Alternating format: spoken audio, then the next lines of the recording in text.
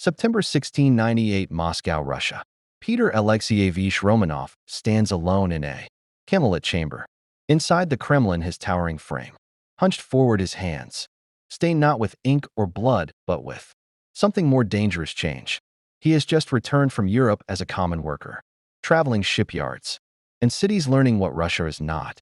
Russia in 1698 is vast, powerful, and backward, wrapped in tradition and fear. Its nobles wear long beards as symbols of faith. Its court bows to old rituals. Its army fights like it did centuries ago. Peter has seen another world in Holland, England, and Prussia, a world of ships, cannons, discipline, science, and speed, and he understands a truth that terrifies him. Russia will not survive unless it is remade. The decision comes quietly, not announced with trumpets, but enforced with steel. Peter orders his guards to seize scissors and razors and move through the halls of power.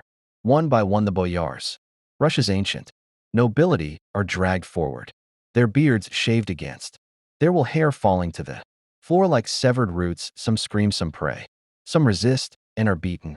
To Peter, this is not cruelty, it is surgery.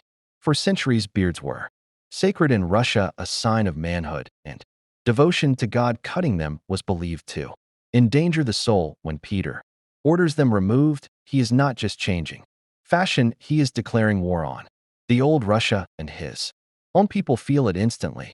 Priests condemn him, peasants whisper that the Tsar is possessed. Nobles call him a tyrant who mocks God.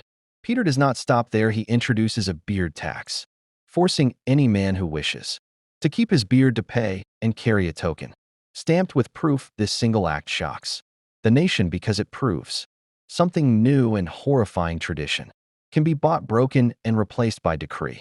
Beyond appearance, Peter tears deeper. He reforms the army, executing officers who fail. Modern drills. He builds a navy from nothing, forcing tens of thousands of peasants into labor. Many die in mud and cold, constructing ships they do not understand. He moves the capital from Moscow to a swamp on the Baltic coast, founding St. Petersburg in 1703, a city built on bones, designed to face Europe, not Asia.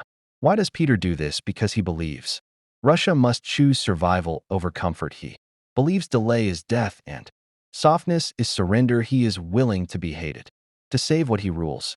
History will argue whether he was right, but in that moment, Peter chooses the future over his people's approval.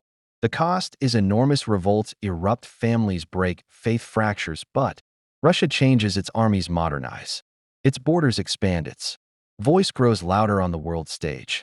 When Peter looks at the broken traditions behind him, he does not apologize. He accepts the silence. Because Peter the Great understands something rulers before him did not. That transformation always feels like betrayal to those living through it, and that the most shocking decisions are often made not out of madness, but fear of extinction.